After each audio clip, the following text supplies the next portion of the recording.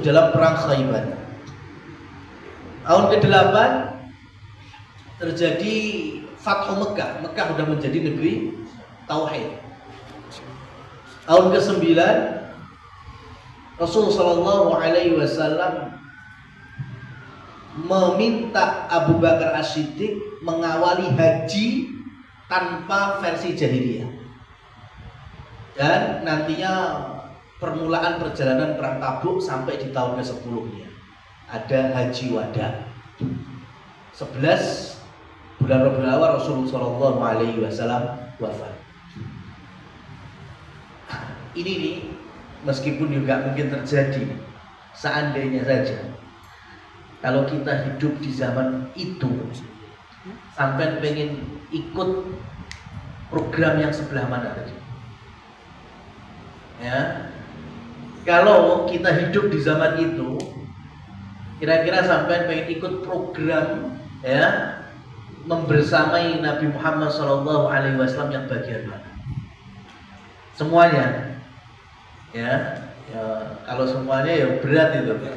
Berat, tidak semua sahabat ikut semuanya juga. Kalau suruh milih, maka pilihan yang pertama yaitu peristiwa Badar, perang Badar. Karena siapapun yang ikut perang Badar itu sudah dapat jaminan surga. Rasulullah Shallallahu Alaihi Wasallam menyampaikan kepada sahabat-sahabat Badar itu, i'malu ma syi'tum faqad wajabat lakumul jannah. Kalian mau melakukan apa saja silakan, karena Allah telah mewajibkan surga. Surga itu sudah lazim untuk kalian. Itu peristiwa perang Badar. Siapapun yang ikut dapat jaminan surga. Itu kalau suruh pilih. Kalau pilihannya ada dua, nah yang kedua itu yang ingin kami sampaikan pada kesempatan kali ini teman-teman, yaitu yang ada pada surat Al-Fatih ayat 18. Teman-teman bisa searching itu. Ayat 18 dari surat Al-Fatih. Allah Subhanahu wa taala berfirman, laqad radiyallahu 'anil mu'minina id yubayi'unaka tahta asy-syajarah fa'alima ma fi qulubihim fa'anzala as-sakinata 'alaihim wa athabahum fathan qariba. Ayat 18 ini mengabadikan peristiwa Bai'atul Ridwan atau perjanjian Hudaybiyah. Kalau suruh milih ya, ikut di zaman Nabi program apa selain Badar, ikut program ini mas. Ya, perjalanan ke Hudaybiyah. Kenapa? Karena Allah Subhanahu wa taala mengawali ayatnya ini laqad radhiyallahu. Allah meridhoi siapa? Anil mu'minin, yaitu orang-orang beriman, para sahabat saat itu yang ikut dalam perjanjian id yubayi'unaka tahta syajarah, yang berbaiat atau sumpah setia kepada Rasul Shallallahu Alaihi Wasallam di bawah pohon di Hudaybiyah.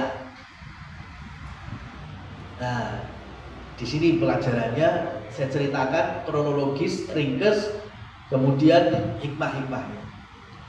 Jadi teman-teman, peristiwa Hudaybiyah itu terjadi tahun ke-6 Hijriah. Artinya Nabi sudah di Madinah 6 tahun. Gak mudik-mudik ke Mekah itu. Kira-kira kangen Mekah apa enggak itu? Kangen. Coba, ada yang merantau di sini 6 tahun belum mudik, angkat tangan.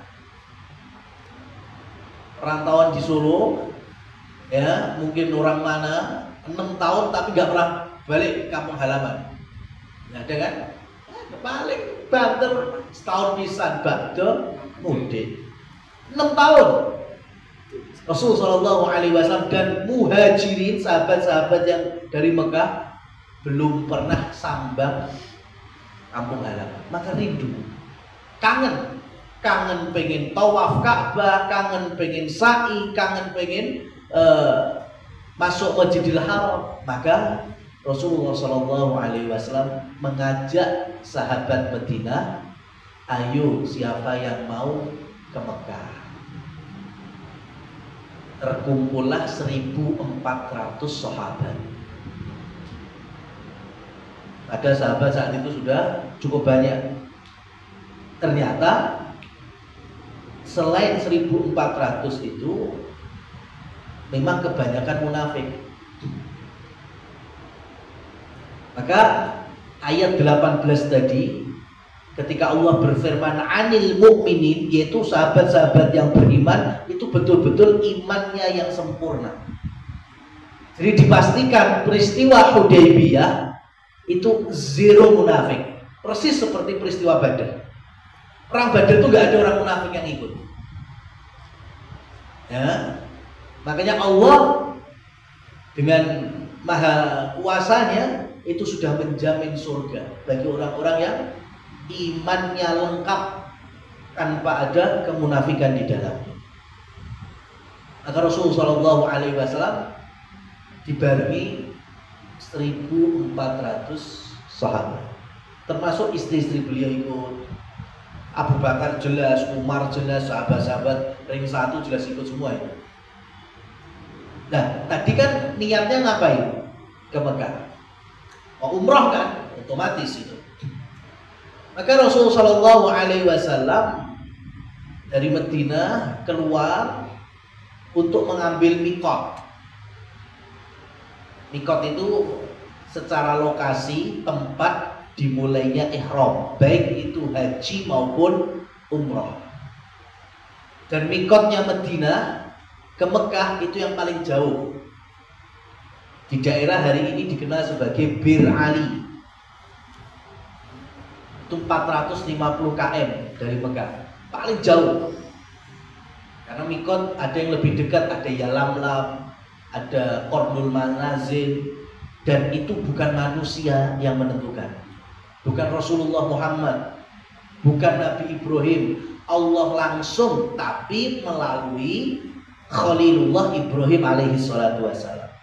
Jadi Allah yang menentukan mikotnya arah Madinah mana, arah Mekah Yalamlam mana, arah Taif mana, itu Allah. Cuma yang bikin batasnya ya coro awake dhewe kaplingane itu apa itu patok-patoknya itu Nabi Ibrahim.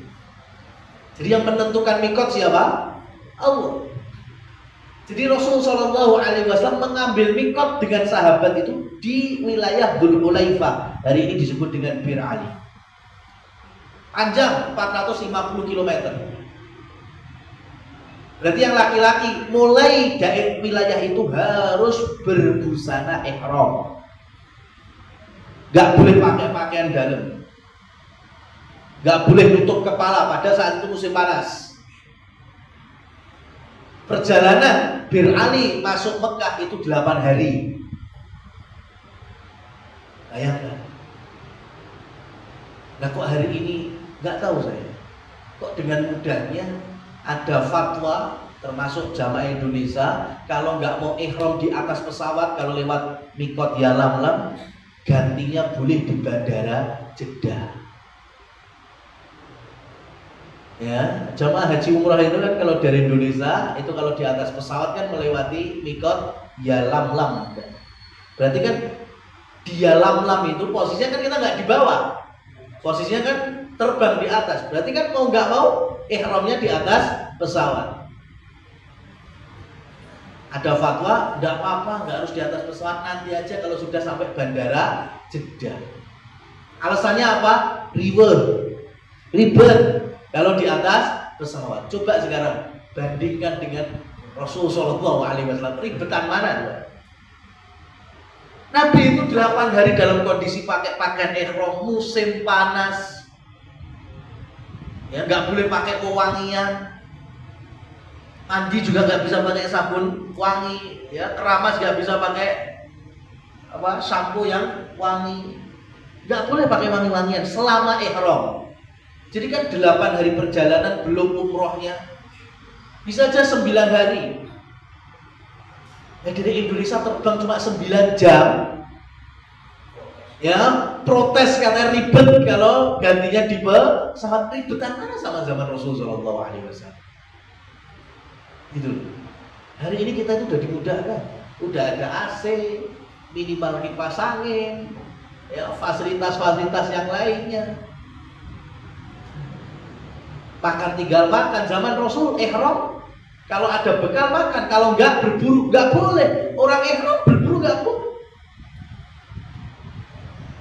Meskipun halal buruannya, mungkin ada kelinci, padang pasir, ada kijang, tapi karena ihramnya nggak boleh Jadi kalau lapar, bekalnya habis, ya sudah.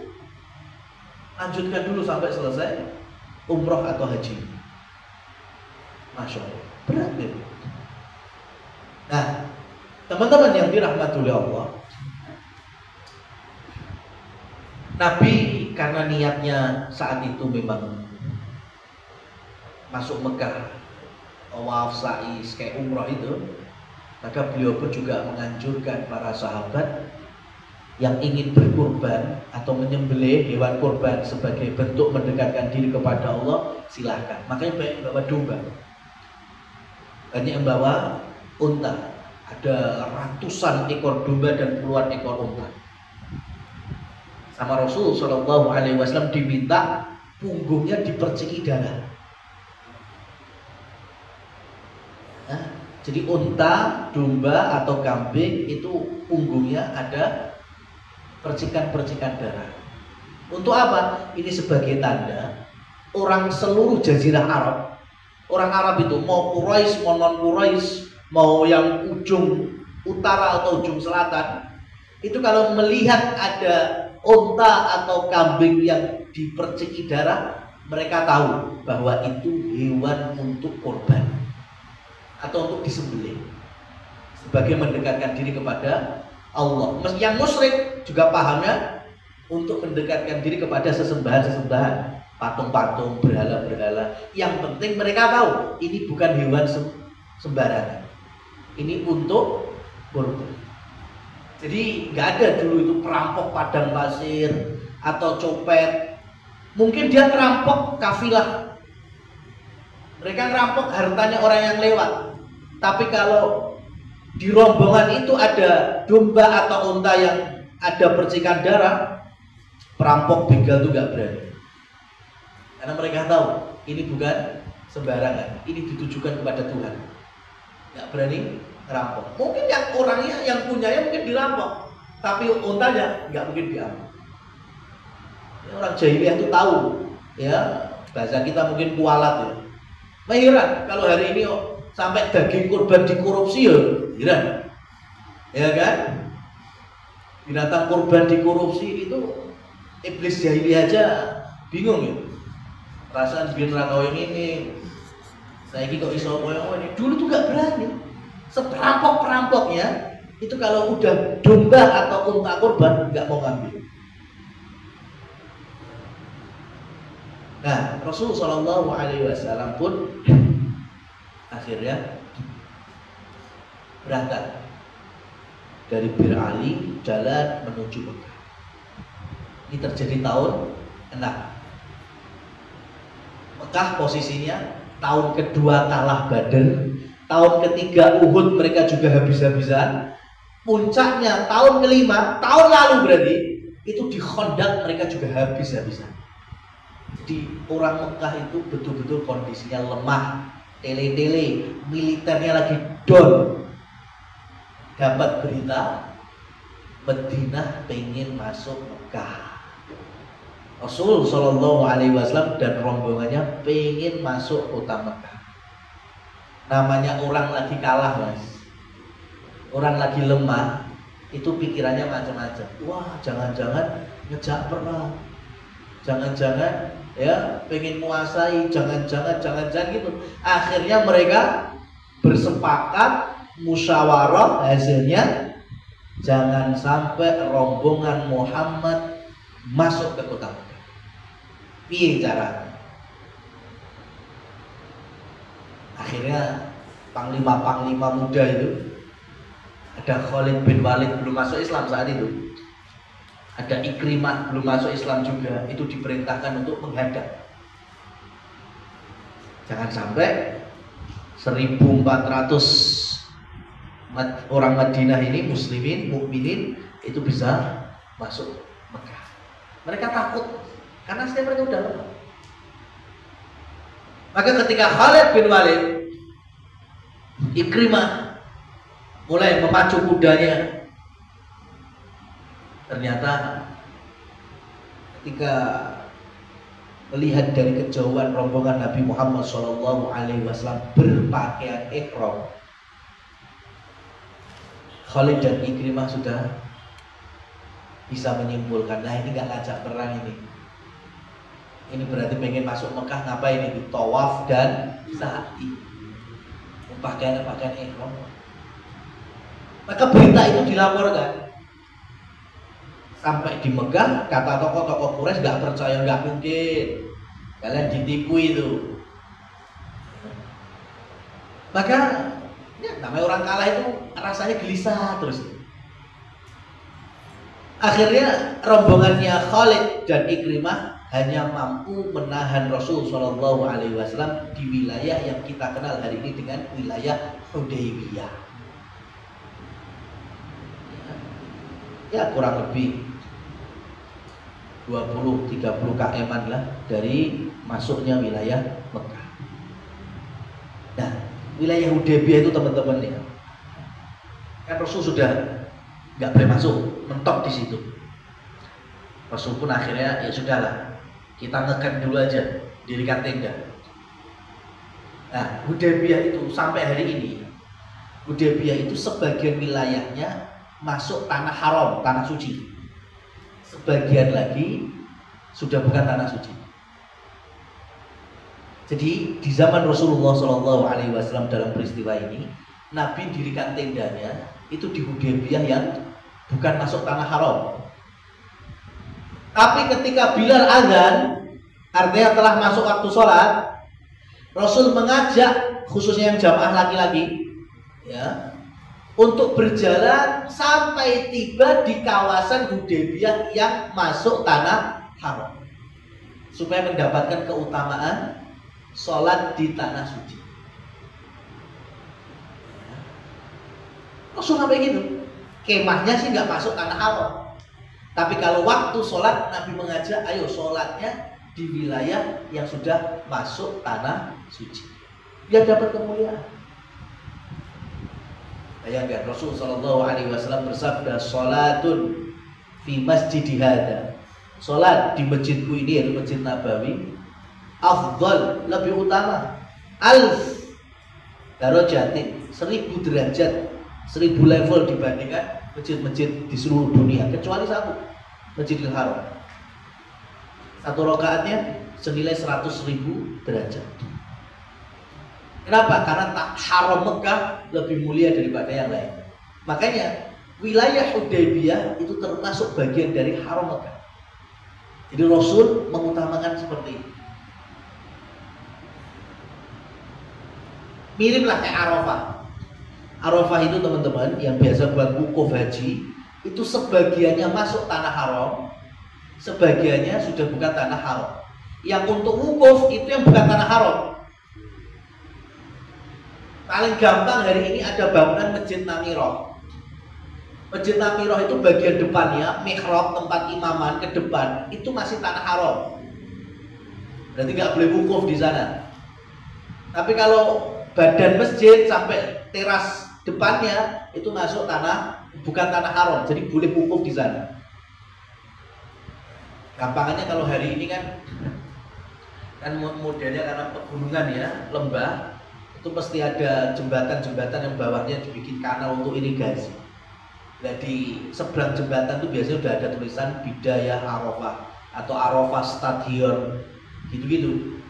Artinya kalau di luar jembatan itu sudah tanah haram, sudah masuk Musdalifah ya, atau nantinya sudah Mina Jadid kalau hari ini nyebutnya. Nah, jamaah haji yang ilegal biasanya wukufnya neng isor jembatan. Kenapa? Namanya ilegal, nggak dapet tenda, mau nyebrang jembatan mesti ada petugas. Makanya mereka musim panas Mereka caranya gimana? Yong-yongnya cuma di bawah jembatan. Mereka kira mereka sudah wukuf, padahal wukufnya nggak sah. Karena mereka wukuf bukan di tempat sebagaimana Rasul sampaikan al-hajju Arafah. Itu masuk Arafah, tapi yang tanah haram itu bukan untuk tempat wukuf. Tempat wukufnya itu yang harusnya jembatan masuk ke dalam. Tapi banyak orang-orang yang ilegal tak ngerasanya saya udah wukuf di mana, di wilayah Arafah. Betul wilayah Arafah, tapi bukan wilayah untuk wukuf. Jadi mani-mani hajinya nggak sah. Karena rukun terbesarnya atau terpentingnya ya wukuf tidak terjalani dengan semestinya. Nah, saya lanjutkan aja. Maka di Hudaybiyah ini kemudian masyarakat Mekah mulai mengirimkan duta-dutanya untuk perundingan.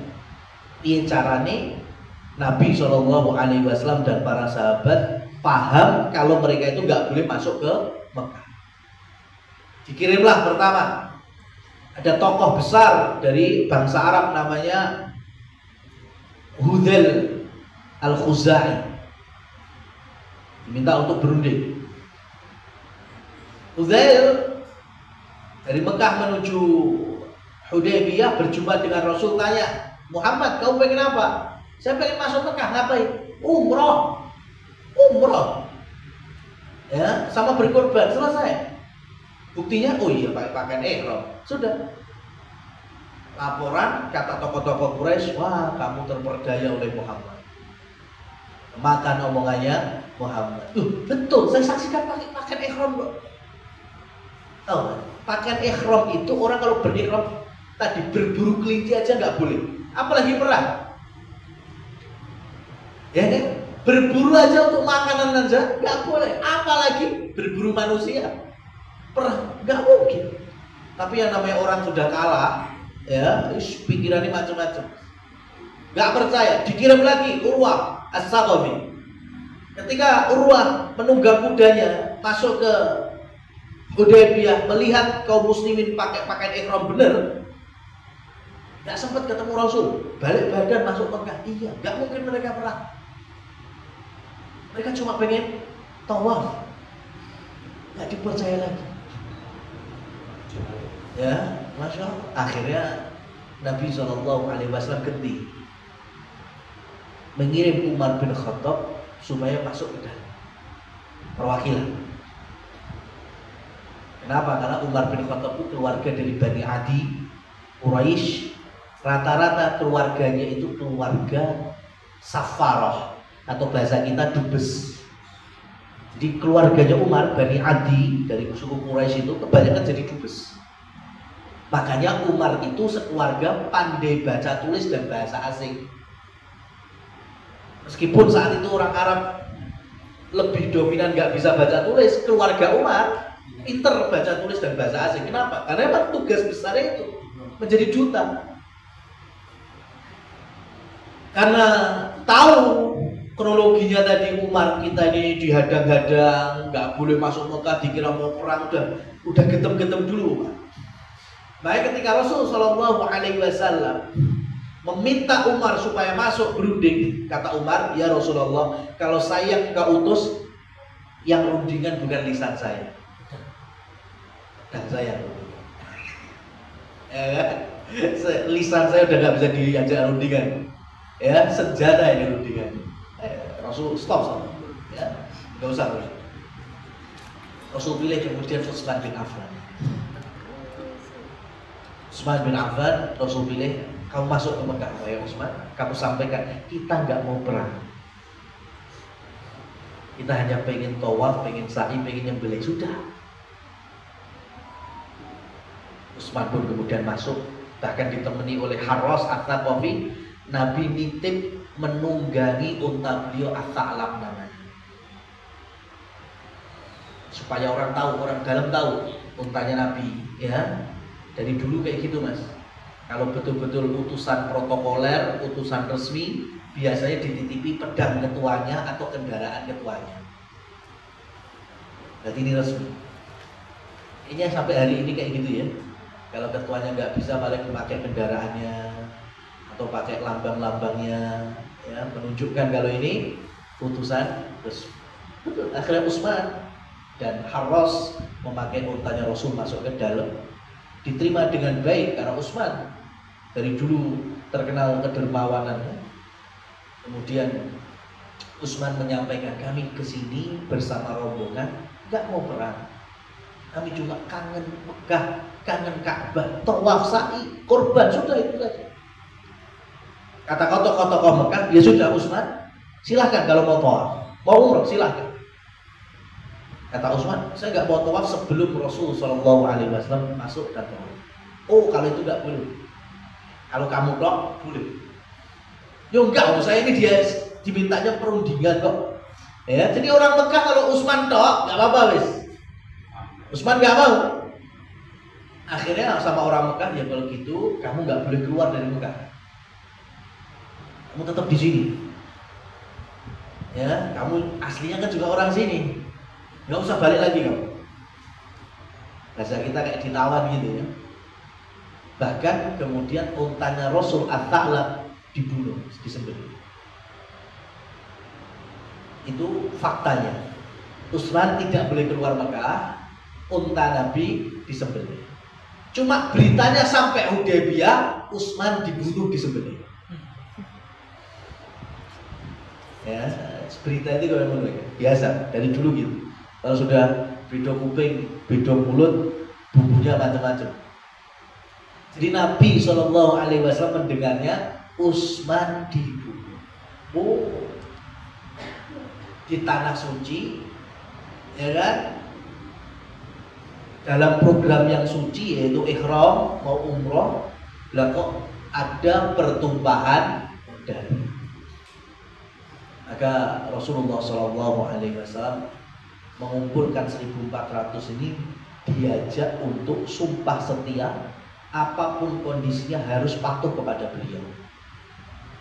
Inilah yang disebut dengan Bai'atur Ridwan, ayat 18 tadi yang kita baca.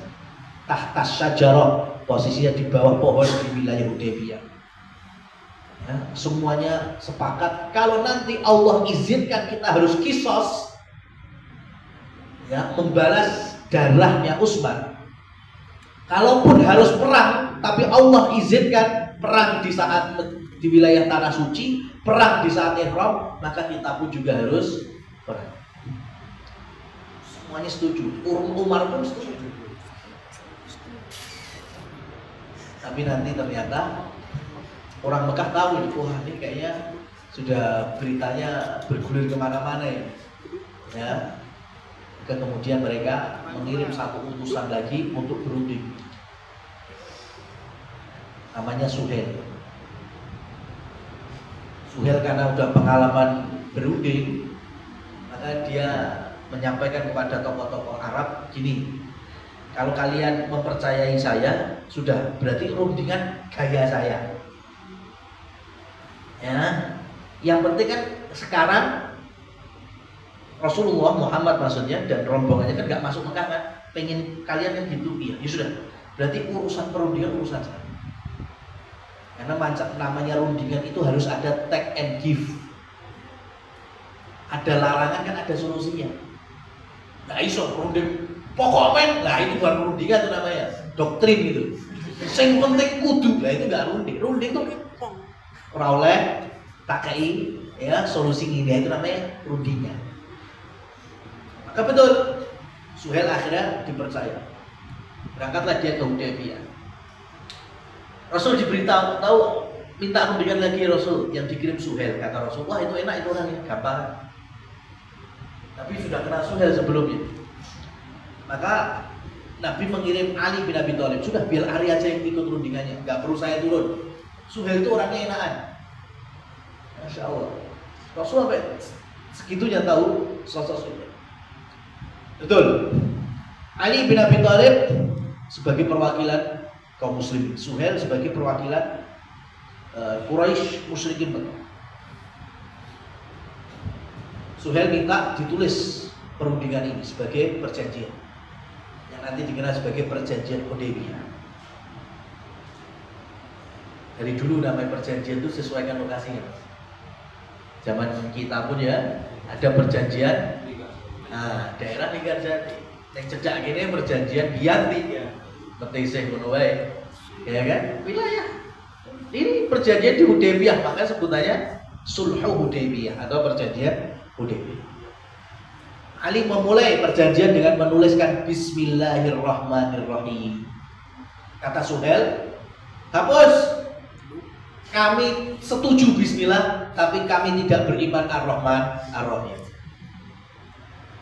Ya, orang musyrik kan nggak mengenal Ar-Rahman Ar-Rahim, mereka kenal cuma Allah saja. Kata Ali, saya nggak bisa menghapus. Enggak, pokoknya hapus. Kita pengen berunding ini, harus semuanya saling ridho. Enggak, kata Ali. Kita dengar sama Rasul Shallallahu Alaihi Wasallam. Rasul pun akhirnya terjun lagi. Wahai Ali, mana kata yang menunjukkan Ar-Rahman Ar-Rahim itu yang sebelah mana? Kata Ali, yang sebelah sini. Rasul sendiri yang menghapus. Ini menunjukkan kalau Nabi sampai akhir hayat tidak bisa baca, dia baca tulis. Sampai tanya ke Ali dulu, mana yang Ar-Rahman Ar-Rahim itu mana? Ditunjukkan, baru itu dihapus. Kalau orang bisa baca tulis kan langsung aja hapus. Tapi Rasul enggak, tanya dulu.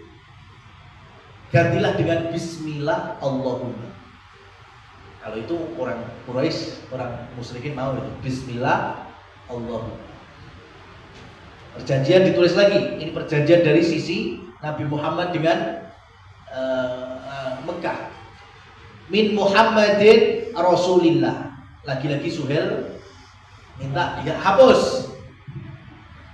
Kami kenal Muhammad, tapi kami tidak mengimani dia utusan Allah. Kurang ajar ya Pak. Kata Ali, saya nggak berani hapus. Kata Rasul, hapus wahai Ali. Tidak ya Rasul, engkau itu utusan Allah. Mana? Yang Rasulullahnya sebelah mana? Ya hapus sendiri sama Rasul. Tulis Muhammad bin Abdullah. Mau ya, memang tahunya Muhammad kan anaknya Abdullah. Kemudian Suhail mulai ngajak berunding. Yang pertama, isi perjanjiannya, kalian tidak boleh masuk Mekah tahun ini. Ali, tak kasih kelonggaran tahun depan. Tahun depan 3 hari free senjata, silahkan. Aman di Mekah. Tahun depan tapi bukan tahun sekarang. Namanya perundingan itu kan kayak gini ya. Hari ini jangan, tahun ini nggak usah. Kata Rasul, uktub, tulis. Rasul menyetujui. Jadi tahun sekarang nggak jadi bisa umrah. Terus pulang balik ke Madinah, tahun besok baru bisa umrah, dikasih waktu 3 hari. Yang penting tidak masuk Mekah dengan bahasa Jawa. Rasul setuju, makanya nanti tahun depannya ada Umratul Qadha. Jadi itu betul. Yang kedua,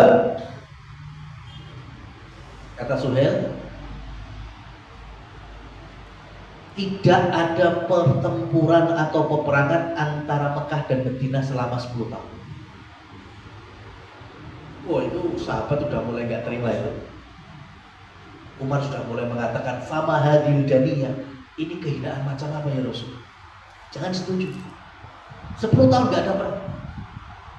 Ini jelas menguntungkan Mekah. Kenapa Mekah lagi down, lagi lemah, lagi melarat, nggak punya sumber daya untuk militernya. Mereka prediksi menyusun kekuatan supaya ya militernya bangun lagi itu 10 tahun.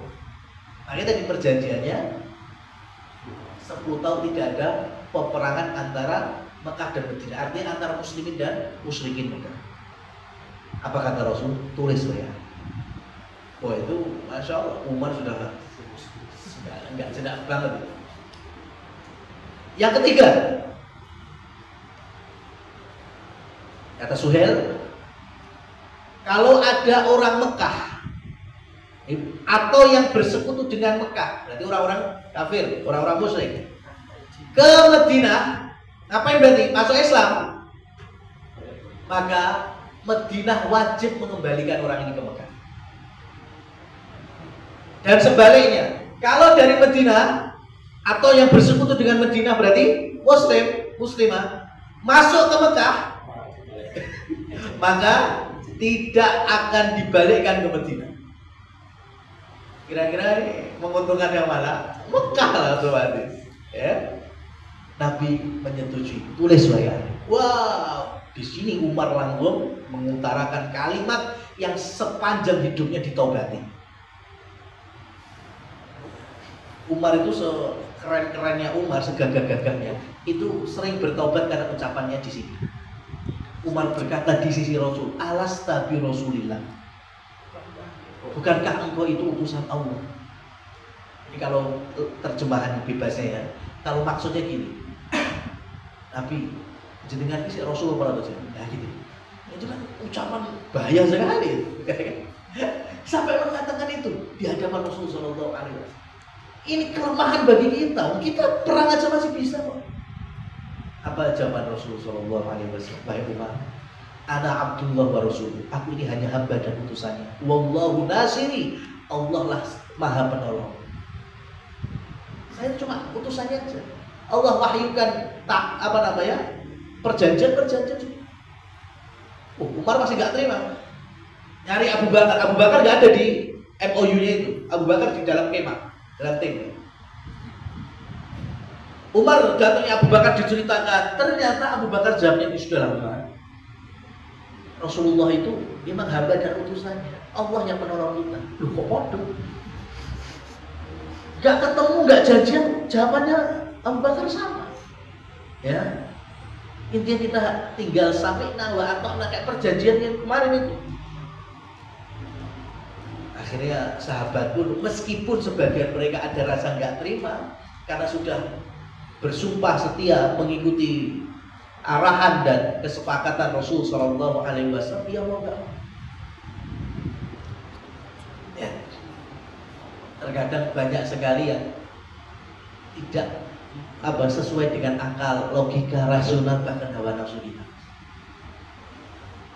Agama apalagi, syariat apalagi, halal haram apalagi. Terkadang kalau kita pikir, kita otak-atik, ya seakan-akan nggak adil, seakan-akan nggak masuk akal, seakan-akan jangan seperti itu. Karena kewajiban kita menjadi orang beriman, umatnya Rasul Muhammad SAW tunduk di atas dan di belakang dalil. Karena kita tidak tahu hikmahnya itu saking jahilnya atau bodohnya kita. Contohnya sahabat, kalau bicara hawa nafsu mereka lebih pengen perang, mati syahid. Tapi Nabi tetap meminta ikuti perjanjian. Maka setelah ada perjanjian itu, Rasulullah SAW minta para sahabat, ayo balik pulang ke Madinah. Kita tahalul langsung, jadi gunduli yang laki-laki, kemudian menyembelih hewan kurbannya juga di situ, balik ke Madinah. Sahabat maju mundur, bener gak ini, bener gak ini. Rasul mengawali dulu tahalul, beliau gunduli rambut beliau sembelih unta beliau, ya. Kemudian sahabat pun mulai mengikuti. Dan setelah kejadian ini Allah turunkan ayat pertama dari surat Al-Fatah. Inna fatahna laka fatham mubina. Muhammad, kami berikan kata Allah kemenangan yang gemilang untukmu. Ya. Versi sahabat, kemenangan apa kekalahan? Kekalahan. Tapi Allah menyampaikan ini kemenangan. Coba, dari mana kemenangannya? Umroh nggak jadi, masih delay tahun depan. Ya kan? Nggak jadi perang 10 tahun, nggak boleh perang 10 tahun. Padahal Mekah memang lemah, Madinah lagi kuat-kuatnya. Bahkan kalau ada tadi orang Mekah ke Madinah masuk Islam harus dikembalikan, tapi Madinah ke Mekah nggak boleh dikembalikan. Ini kekalahan macam apa? Tapi Allah menyebut ini sebuah kemenangan. Dan betul. Kan tadi perjanjiannya 10 tahun nggak ada perang. Sing gawe janji ya wong Mekah dewi. Ternyata yang mengingkari juga orang sana sendiri. Terus musuh itu kadang udah bikin makar apapun, ya, tapi ternyata mereka sendiri yang belenja. Kan nggak boleh ada peperangan, berarti nggak boleh ada bunuh-bunuhan itu antara kubu Mekah dan Madinah. Mereka sendiri yang membunuh kubu Madinah. Ya, tahun depannya itu udah ada bunuh-bunuhan antara sekutu Mekah dan Madinah. Madinah jadi korban. Oh ya sudah, Rasul Shallallahu Alaihi Wasallam menyiapkan pasukan 10.000 karena pengkhianatan perjanjian orang Mekah. Maka tahun ke-8-nya Mekah takluk. Rasa nunggu 10 tahun. 2 tahun berikutnya Mekah takluk di bawah Islam dan Muslim. Itu yang kemudian Allah sumpahkan, inna fatahna laka fatham mubin. Maka menurut Abdullah bin Abbas mengajarkan kepada generasi anak-anaknya sahabat, kalian mengira ayat pertama surat Al-Fatah itu peristiwa Fathu Mekah. Itu penaklukan kota Mekah. Bagi kami, inna fatahna laka fatham mubin, yaitu perjanjian Hudaybiyah. Karena dari situ kita tahu bahasa kita pasti menang. Meskipun sebagian mengiranya kekalahan, padahal itulah kemenangan. Karena menaklukkan Mekah nggak perlu perang besar. 2 tahun berikutnya karena mereka menyelisih perjanjian, Allah mudahkan Rasulullah dan 10.000 kaum muslimin masuk Mekah tanpa pertempuran sengit. Akhirnya Ka'bah dibersihkan dari berhala-berhala. Yang orang Arab 2000 masuk Islam, yang tetap musyrik Rasulullah usir keluar dari kota Mekah. Ini kan kemenangan gemilang jadi. Padahal 2 tahun yang lalu ya perjanjian itu tidak menguntungkan sama sekali dengan kaum muslimin. Nah, ini terkadang seperti itu. Kalau kita senantiasa taat kepada Allah dan Rasulnya, ya emang terkadang itu koyoknya nggak pas ya, nggak pas sesuai apa hawa nafsu. Gak enak ya, gak enak sesuai apa hawa nafsu. Padahal hakikatnya itulah ridho Allah Subhanahu wa Ta'ala. Jadi mengalah tapi ternyata untuk menang, itu peristiwa Hudaybiyah. Nah, ini bisa kita jadikan beberapa kaidah dalam kehidupan kita. Jadi nggak semuanya, semua hawa nafsu kita harus dituruti, enggak. Apalagi yang kaitannya dengan agama, nggak bisa kita pengen sholat tapi belum waktunya, ya emang nggak boleh sholat. Pengen puasa tapi emang di waktu yang terlarang, ya emang nggak boleh berpuasa. Dan Rasul Shallallahu Alaihi Wasallam juga menyampaikan, Innallaha katabal hasanat fi kulli syai'. Allah itu sudah menetapkan semua perkara ada kebaikannya.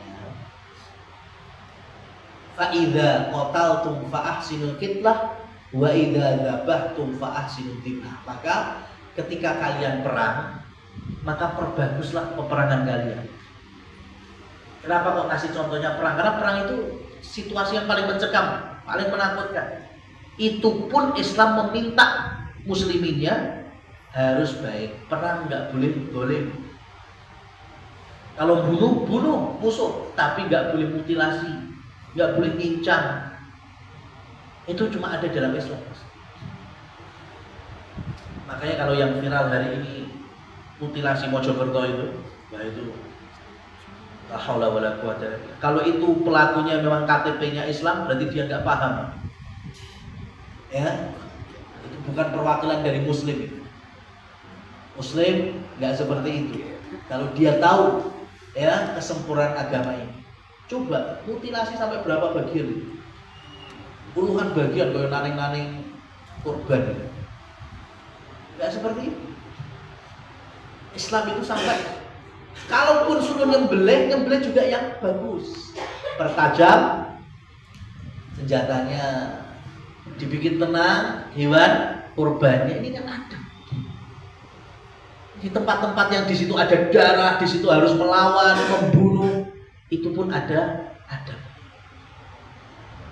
Makanya dalam fikihnya ini teman-teman yang biasa makanya ya, ada binatang yang halal tanpa disembelih, misalnya apa? Ikan. Ini sampai mancing. Sambil mancing, sampingnya misalnya kompor, wajan, geni, lengo panas. Gaya-gaya strike namanya ya. Oh itu iwa. Habis itu nggak usah dibeteti, nggak usah langsung cemplung nih wajib.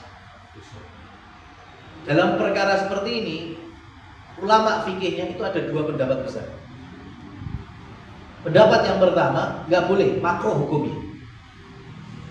Ya, makruh hukumnya. Jadi meskipun ikan itu nggak perlu disembelih, tapi sebelum digoreng atau dimasak wajib untuk dimatikan dulu. Ini sesuai dengan madhabnya mak-mak kalau bikin pecel lele ya. Jadi lelenya diantem nganggo ulang-ulang sih biasanya kan gelingan mati baru kemudian dipecel. Ini pendapat ulama yang pertama. Jadi nggak boleh, makruh hukumnya, harus entah itu dibedani dulu atau dibikin pingsan, dimatikan dulu baru kemudian dimasak. Kenapa? Karena kalau kita langsung cemplungin ke wajan tadi, ini termasuk kezaliman kepada ikan meskipun haram. Cuma masalah ini bukan pendapat yang roji. Pendapat roji ulama yang kedua, bahwa ikan yang dipancing kemudian langsung cemplung di wajan itu boleh, nggak masalah. Ya, harus beda disik atau nggak perlu dibedati. Yang penting posisinya langsung pancing, ceblok di wajan, pancing, masukkan wajan, boleh. Kalau ulama pertama tadi alasannya zalim, ya kan, menyiksa langsung dimasukkan wajan, maka hakikatnya sampean pancing iwak kok banyu udah zalim gitu. Ikan habitatnya mana? Air, lah malah buat jumbo ke air. Ya kan, udah pancing dari air itu sudah menyakiti ikan itu udah mendolimi. Kalau kita bicara doliman, tapi kan hakikatnya enggak, itu kan halal kok. Itu persis seperti kita belajar IPA, ya rantai makanan itu kan makanan manusia juga. Masa wedhus berakoti suket, dolim itu suketnya kasihan, ya enggak gitu. Ya, jadi Allah sudah tentukan dan Allah halalkan bagi hamba-hambanya ini untuk mengkonsumsi salah satu ikan, maka nggak apa-apa. Nah, ini jadi kembali tadi di tempat yang kita merasa mencekam pun ada akhlaknya, ada adabnya.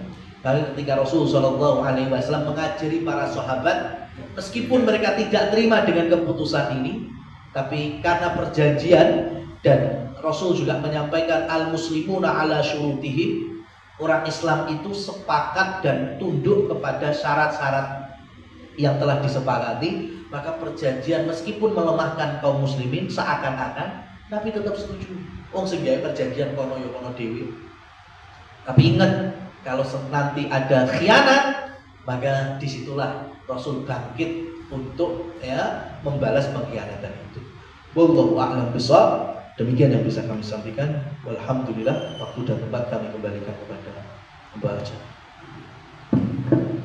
Baik, jazakumullah khairan Ustaz untuk materinya yang telah disampaikan, yaitu pelajaran berkaitan tentang mengikuti Rasulullah dalam hal ini di peristiwa perjanjian Hudaybiyah. Mungkin minta waktunya untuk satu pertanyaan kalau ada Ustaz, bagi rekan-rekan mungkin kalau ada pertanyaan terkait materi yang disampaikan pagi ini ataupun di luar materi, barangkali ada satu pertanyaan, silakan.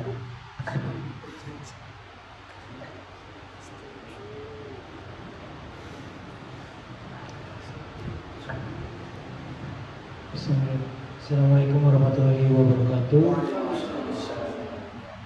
Izin Ustaz, mungkin mau bertanya di luar materi. Ini terkait udian Ustaz. Jadi kalau misalnya saya ini ingin melakukan suatu promo, jadi promo itu nanti misalnya dalam pembelian sekian itu dapat kupon. Nah, kupon itu diundi untuk mendapatkan free produk dari kita. Nah, itu hukumnya gimana Ustaz? Mungkin itu aja dari saya.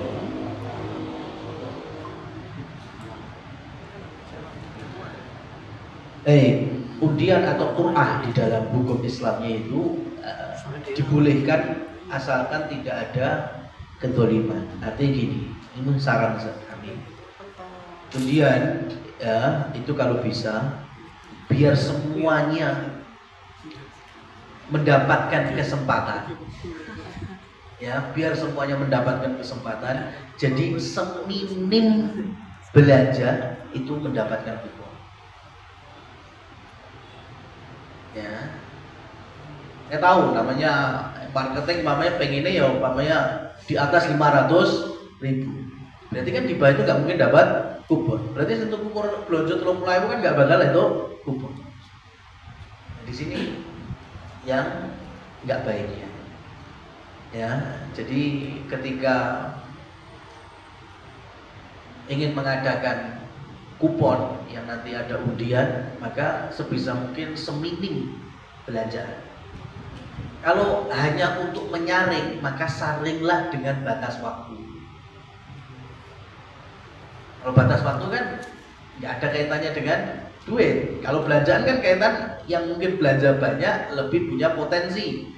Yang belanja dikit, nah itu yang nggak mungkin dapat kupon. Tapi kalau waktu, umpamanya dalam bulan Oktober, ya September sampai Oktober, belanja di outlet kami akan mendapatkan kupon dan akan diundi di bulan November. Nah itu, bisa kan? Bedakannya? Nah di situ ya. Jadi saran kami itu jangan pakai nominal besar untuk dapat kuponnya, tapi pembatasannya ada di waktu. Allahu a'lam bishawab.